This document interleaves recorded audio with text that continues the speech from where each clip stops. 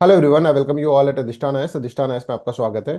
बच्चों, हमने 1.5 year current affair series के अंदर एक और स्टेप ऐड करा है, इसके अंदर एडिशन करा है, राइट। देखिए, आप का जो 1.5 ईयर करंट अफेयर सीरीज होती है वो 5 बजे आपके सामने आती है, ठीक है, 5 PM पर, ठीक है, डेली की क्लास रहती है। और उसके 2 घंटे बाद, ठीक, जो क्लास आपने पढ़ी है, देखिए, जो 5 PM पर आपने क्लास पढ़ी है, जैसे आज 63rd लेक्चर आया है, राइट, तो 63rd लेक्चर के ऊपर 2 घंटे बाद आपको क्वेश्चन सेशंस आपको यहाँ पर मिल जाएंगे, ठीक है, जिसके अंदर 1.5 ईयर करंट अफेयर्स के जो लेक्चर्स आपने 2 घंटे पहले पढ़े हैं, राइट, उनका ही डेली का हम एमसीक्यू सीरीज यहाँ पर लेकर आ रहे हैं। बच्चों, प्रीलिम्स बहुत नजदीक आ गया है, ठीक है, अब कोई समय नहीं है हमारे पास वेस्ट करने का, सोचने का कि कैसे कैसे करें। अब हम भी बहुत सारे कोर्स निकालेंगे, ठीक है, मैराथन सेशंस निकालेंगे, जिससे कि आपका बेस्ट हो यहाँ पर, ठीक है। अभी मैं भी थोड़ा फ्री हुआ हूँ, राइट, पहले मैं थोड़ा सा बिजी था, अब मैं थोड़ा फ्री हुआ हूँ, तो आपके लिए मैं पूरा डेडिकेटली यहाँ पर करूंगा, right. So let's start the class, but before start I also want to let you know that कि प्रीलिम्स तो हो जाएगा, ठीक है, हम उसके ऊपर पूरी मेहनत करेंगे तो हो ही जाएगा। बट प्रीलिम्स के बाद मेंस एग्जामिनेशन भी है, और मेंस के अंदर सबसे इंपॉर्टेंट चीज़ जो है वो ऑप्शनल सब्जेक्ट है, ठीक है। ऑप्शनल सब्जेक्ट के अंदर हम आपको फिलोसफी ऑप्शन पढ़ाते हैं, सिर्फ और सिर्फ, ठीक है, फिलोसफी ऑप्शनल मैं खुद आपको पढ़ाऊंगा, ठीक है, जिसके अंदर complete coverage of syllabus will be there, ठीक है। और इसके अंदर एक डिटेल्ड आंसर राइटिंग प्रोग्राम होगा। देखो, आप कहीं पर भी अगर ऑप्शनल सब्जेक्ट ज्वाइन करते हैं, कोई सा भी ऑप्शनल सब्जेक्ट, वो आपको ऐसे बोलेंगे, भाई पहले पढ़ लो, फिर उसके बाद हम आपको क्वेश्चन कराएंगे। ना आप पूरा पढ़ पाते हैं, ना आपके क्वेश्चन सॉल्व हो पाते हैं, आंसर आप लिखते नहीं है। अभी भी मैं आपको गारंटी दे रहा हूँ, जो बच्चे यहाँ पे प्रीलिम्स की बहुत अच्छे से प्रिपरेशन कर रहे हैं, उन्होंने ऑप्शनल के ऊपर 4 या 5 क्वेश्चन भी नहीं लिखे होंगे अभी तक। और हम अपना हमारा जो प्रोग्राम होगा, ये इसी चीज के ऊपर हम फोकस करेंगे कि भाई हम ज्यादा से ज्यादा आपको आंसर्स लिखवाएं यहाँ पर, ठीक है। स्पेशल आंसर राइटिंग प्रोग्राम होगा, जिसके अंदर डेली के आंसर्स लिखने होंगे, डेली के। डेली समझते हैं आप? जैसे एक टॉपिक कंप्लीट हुआ, ठीक है, जैसे मान लीजिए चारवाक टॉपिक कंप्लीट हुआ, उसकी बुकलेट आपको दे दी जाएगी, उसके आंसर्स आपको इसके अंदर लिखने पड़ेंगे, डेली के 2 क्वेश्चंस आपको लिखने पड़ेंगे। और वो इस तरह से क्वेश्चन पूछे जाएंगे जो कि बहुत सिंपल क्वेश्चंस होंगे, बेसिक क्वेश्चंस, ठीक है, उसके ऊपर आपको आंसर लिखने होंगे। इसके अलावा वीकली टेस्ट रहेंगे और ऑल इंडिया टेस्ट सीरीज रहेगी। चलिए, ये अभी हम इसलिए स्टार्ट कर दिए, ये होगा तो ये 15 जून से स्टार्ट, ठीक है, 2025, राइट। बट अभी हमने इसको इसलिए स्टार्ट कर दिया बिकॉज अनाउंसमेंट करना, क्योंकि अभी जो अर्ली बर्ड ऑफर इसके ऊपर चल रहा है, 30% ऑफ इसके अंदर चल रहा है फिलोसफी ऑप्शन सब्जेक्ट के ऊपर। तो जो भी बच्चा फिलोसफी ऑप्शन लेता है, ठीक है, अभी 31 जनवरी से पहले उसको 30% ऑफ यहाँ। चलिए, let's start with the class. पहला क्वेश्चन है होम वोटिंग के ऊपर, होम वोटिंग के ऊपर क्वेश्चन है, सभी बच्चे इसको सॉल्व करें। अभी सुबह ही मतलब अभी शाम को ही पढ़ा है आपने, 5 PM पर। Solve it.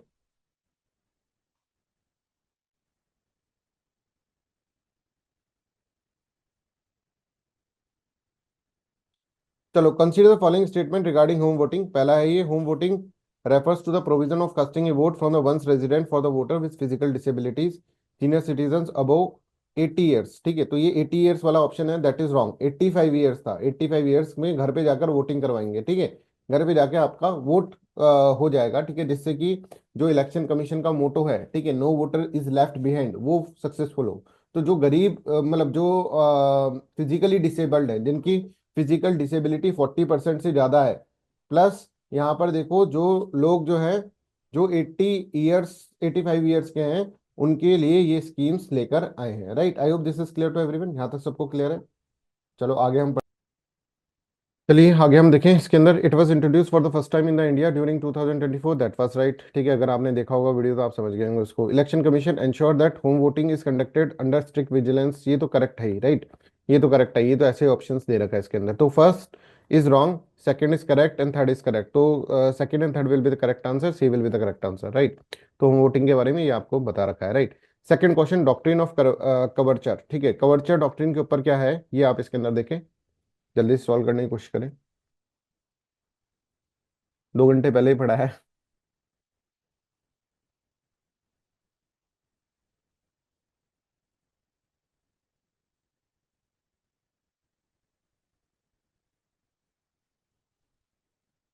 ठीक है, डॉक्ट्रिन ऑफ कवर्चर क्या बोलती है, ये समझो कि डॉक्ट्रिन ऑफ कवर्चर ये बोलती है कि अगर मान लीजिए एक लड़की है, राइट, उसकी शादी हो जाती है, वो वाइफ बन जाती है ना, तो उसके हस्बैंड की जो उसके जो लीगल राइट्स हैं, ठीक है, उसको कवर करेगा उसका हस्बैंड, ठीक है।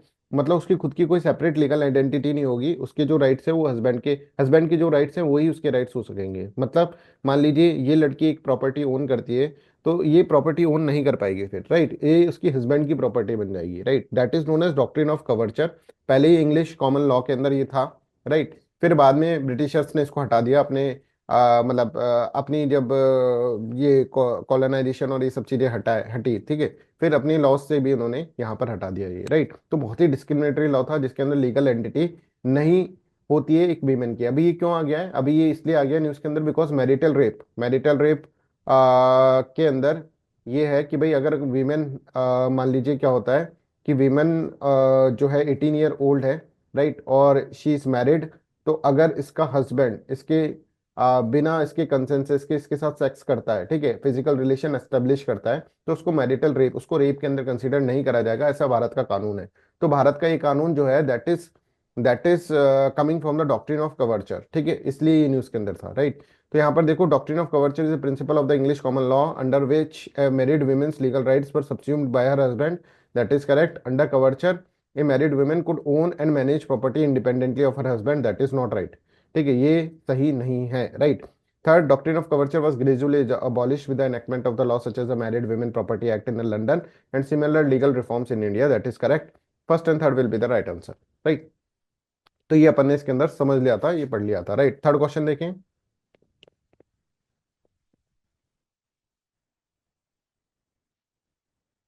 कंटेम्प्ट ऑफ कोर्ट के ऊपर क्वेश्चन है।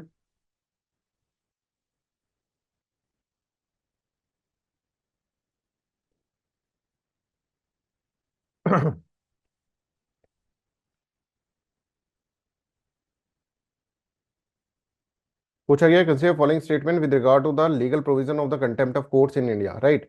Supreme court has the power to punish for the contempt of subordinate courts, yes, supreme court के पास ये पावर है, राइट। अगर मतलब कोई बच्चा ऐसा है कि सर टाइम तो दो थोड़ा सॉल्व करने के लिए, तो पॉज करके सॉल्व कर लिया करो, ठीक है ना। तो सुप्रीम कोर्ट ऐसा, क्योंकि कई बच्चे जल्दी सॉल्व कर लेते हैं, फिर उनको वो बोलते हैं सर आप इतने देर में आंसर डिस्कस करते हो, ठीक है, पहले कर लिया करो। तो जो बच्चों को थोड़ा सा ऐसा लग रहा है कि भाई मेरे को ज्यादा टाइम चाहिए, तो पॉज कर लो और पॉज करके फिर उसको आगे कर लो, चलो। Supreme Court has the power to punish for the contempt of the subordinate courts. Yes, this is there in Article 129, ठीक है। इसके बाद person obstructing the administration of the justice liable to the civil contempt, no civil contempt नहीं होगा, वो criminal contempt में आ जाएगा। Scandalise करना, ठीक है, या फिर ऑब्स्ट्रक्ट करना कोर्ट की हियरिंग, इस ये सब किसके अंदर आते हैं, क्रिमिनल कॉन्टेम्प्ट के अंदर आते हैं, राइट। फिर इसके अंदर देखें हम, any criticism on the merit of the judicial order is a contempt of court, that is not the contempt of court, ये कंटेम्प्ट ऑफ कोर्ट नहीं होता है, ठीक है। Fair criticism is allowed, fair criticism allowed होता है। Fair criticism का मतलब ये है कि अगर मान लीजिए आप कोई जज है, ठीक है, और आप कह रहे हैं कि ये वाला जजमेंट जो है वो गलत है, तो आपको नॉलेज है साहब, इसलिए आप उसको कह रहे हैं, उसको क्रिटिसाइज कर रहे हैं। आपने देखा बहुत सारे जजेस होते हैं वो क्रिटिसाइज करते हैं सुप्रीम कोर्ट को, उनके ऊपर कंटेम्प्ट ऑफ कोर्ट नहीं लगता है, ठीक है, उनके ऊपर कंटेम्प्ट ऑफ कोर्ट नहीं लगता है, ठीक है। तो इसका मतलब क्या है, इसका मतलब ये है कि fair criticism is allowed in our system, ठीक है। तो supreme court has the power to punish for the contempt of subordinate court, that is right. A person obstructing the administration of justice is liable to civil contempt of the court, that is wrong, that is criminal contempt of the court, that will be the correct। Any criticism on the merit of the judicial order is contempt of court, ये भी गलत, ये भी गलत है, right. तो only one will be the right answer, इसका only one right answer होगा, राइट।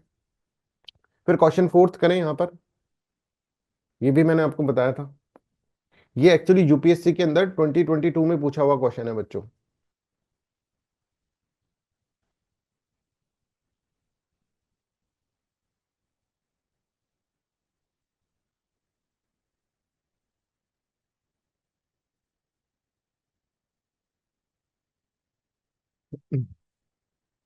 बहुत बहुत क्रूशियल टाइम आ गया अब आप लोगों का, ठीक है। अब इसमें बहुत सारी चीजें आपको करनी पड़ेगी, हम भी मेहनत करेंगे, डोंट वरी, ठीक है।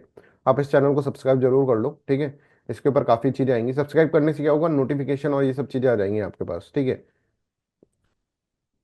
Under the report of H N Sanyal committee, ठीक है, the contempt of the court act 1971 was pass, that is correct, ठीक है। The constitution of India empower the supreme court and the high court to punish the contempt of themselves, yes, that is also correct, ठीक है, ये भी correct है। फिर constitution of India defines civil contempt and the criminal contempt, that is not right, ठीक है। Constitution of India ने कहीं भी डिफाइन इस तरह से करा नहीं है सिविल कंटेम्प्ट या फिर क्रिमिनल कंटेम्प्ट, वो तो लॉ के अंदर है बच्चों, ठीक है। I hope this is clear. In India the parliament is vested with the power to make the laws on the contempt of court, that is correct, ठीक है, फोर्थ ऑप्शन भी करेक्ट है, तभी तो ये लॉ बना कंटेम्प्ट ऑफ कोर्ट एक्ट 1971। उसके अंदर ही मैंने बताया था आपको सिविल कंटेम्प्ट ऑफ कंटेंट को डिफाइन कर रखा है, कॉन्स्टिट्यूशन में नहीं कर रखा डिफाइन, है ना। ऐसे क्वेश्चन बहुत ज्यादा पूछती है यूपीएससी, क्या कॉन्स्टिट्यूशन ऐसे कर रखा है क्या। अब वो इतना कॉमन होता है कि हमको लगता है हाँ कॉन्स्टिट्यूशन में लिखा हुआ होगा, पर that is not written in the constitution, ठीक है। तो आप देखेंगे थर्ड ऑप्शन इज रॉन्ग, तो first second and fourth will be the right answer, B will be the right answer, ठीक है। चलो ये आपको पढ़ा दिया मैंने, ठीक है। अब नेक्स्ट क्वेश्चन, क्वेश्चन नंबर ये होगा फिफ्थ, क्वेश्चन नंबर फिफ्थ करें solve. Consider following statement regarding the phenomena of the heat dome, heat dome के फिनोमेना के बारे में इसके अंदर पूछा गया, हीट डोम, राइट।